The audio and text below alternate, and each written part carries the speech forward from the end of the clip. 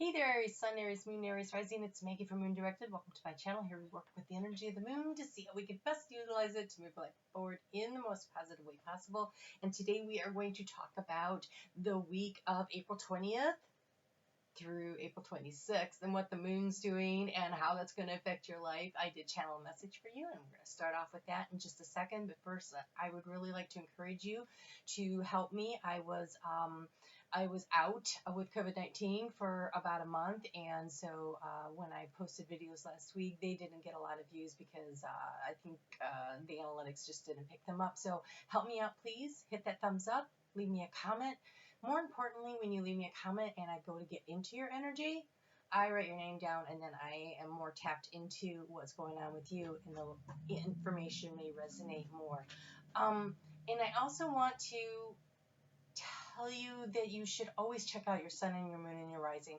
The sun sign everybody knows about, they're aware of it because that's when their birth date is and stuff like that. That is how you feel inside. But if you really want to understand how the cycles of the planets and everything that are going on is affecting you, your rising sign becomes very important. And then your moon sign is how you are going to react and respond to situations based on which houses things are happening in as the planets are moving around. So you know where your first house is based on your rising sign. So there's lots of free calculators out there. Cafe Astrology has one. Astro Theme has one. Astro Dentist. I mean, all you have to do is type in free astrological chart, and you can find out what that is. And so I highly recommend it.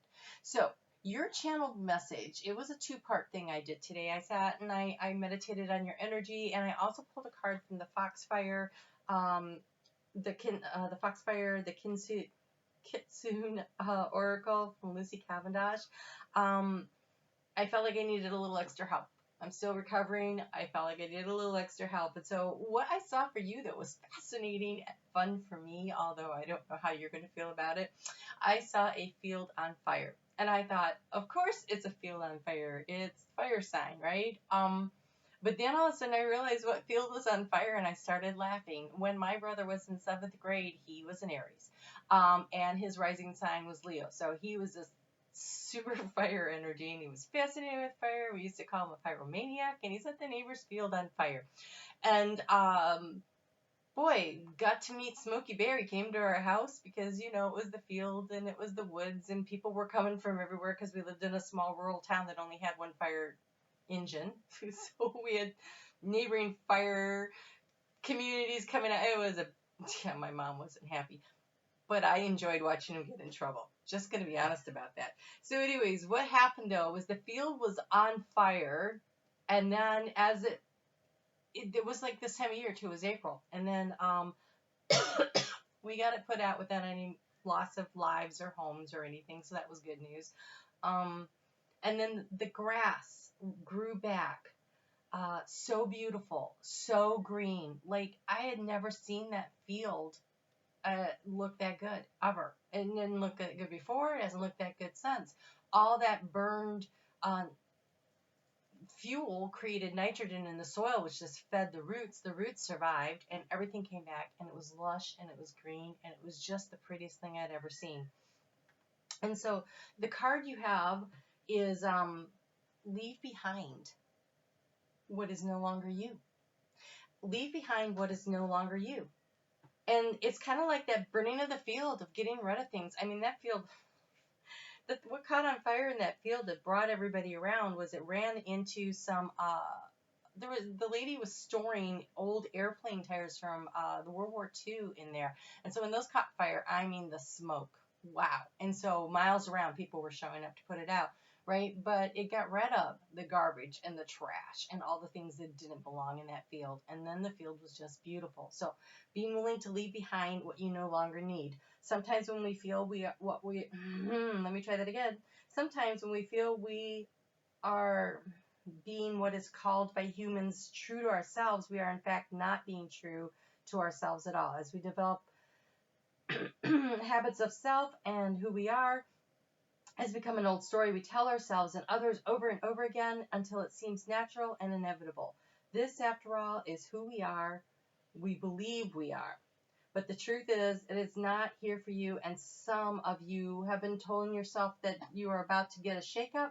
you're going to find yourself walking through a gateway into a new version of who you are and leaving behind who you once thought you were. This will be a raw time. And yes, the burned field was ugly.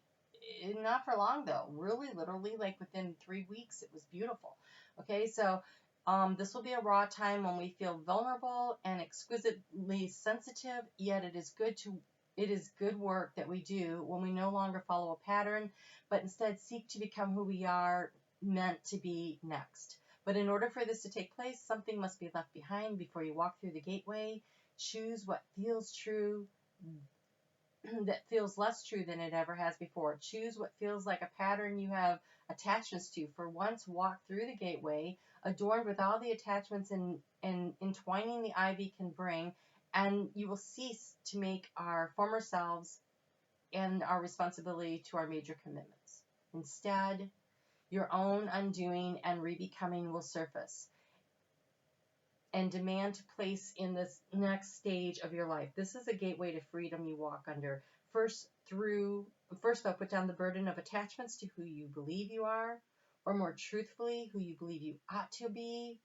Rebirth yourself and allow the gateway of the realm of the Kitsune to work its magic upon your endless reimagining of who you are. So, this week has a new moon in it. This week, the new moon is happening. If you are an Aries rising, it is happening in your first house. In your second house of self-worth, self-value, self-esteem, financial, material goods. So, this new moon is the gateway. It's a chance to plant the seeds. It's very fertile ground. It's springtime in the northern hemisphere. The season of Taurus is represented by the Empress, very fertile. So this is a feminine energy. It's a fertile energy. It's an energy for growing. So who do you want to grow into? Who do you want to become?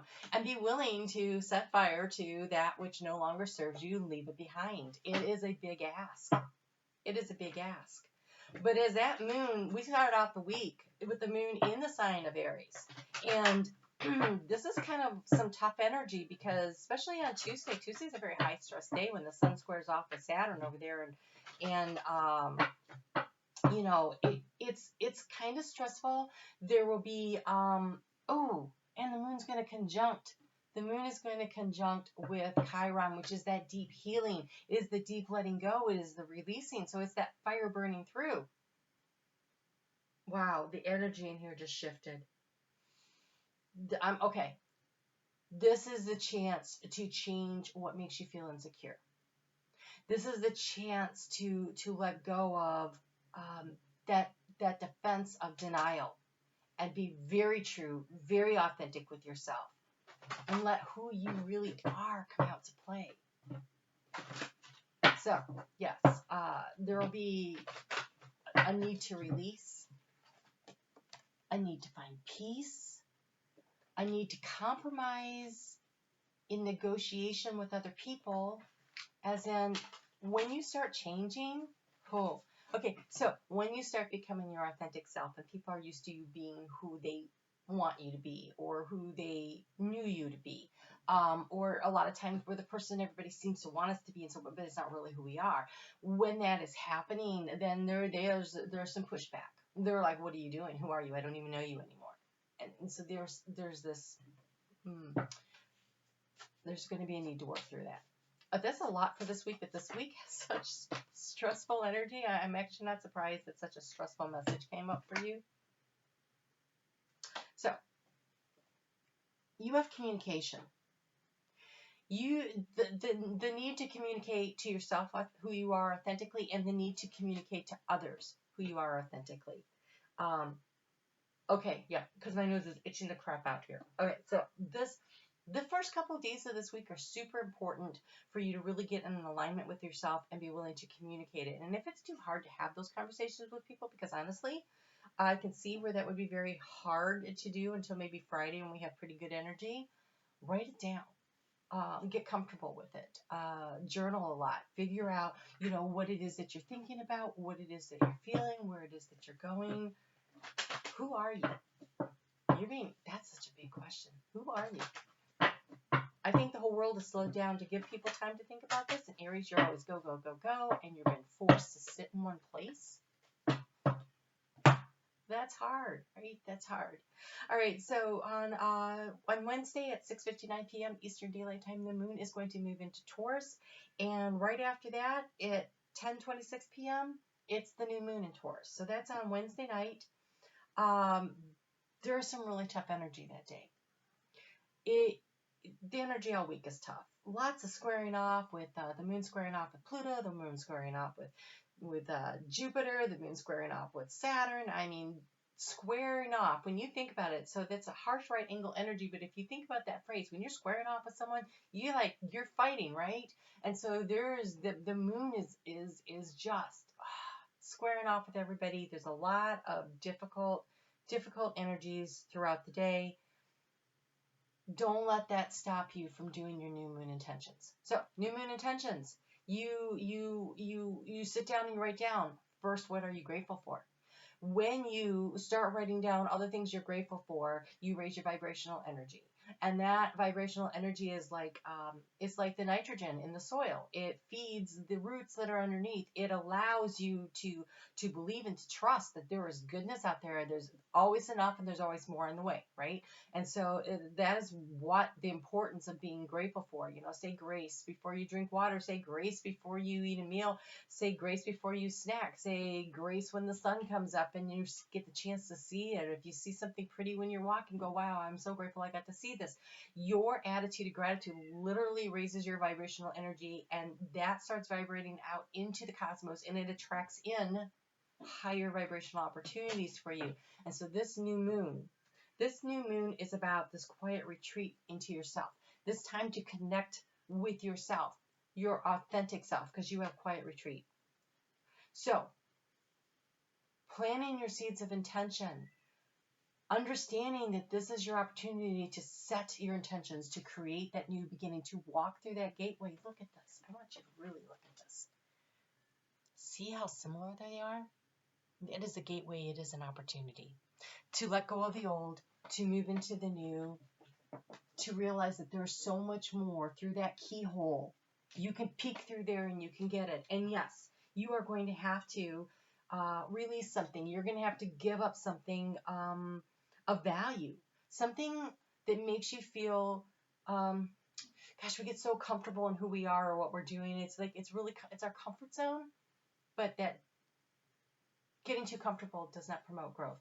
And we came here as souls to learn to grow. So big, take the time, get out there in nature, go for the walk, write down your gratitude list, and think about what it is. Where do you want to be a year from now? New moon intentions are really for 18 months.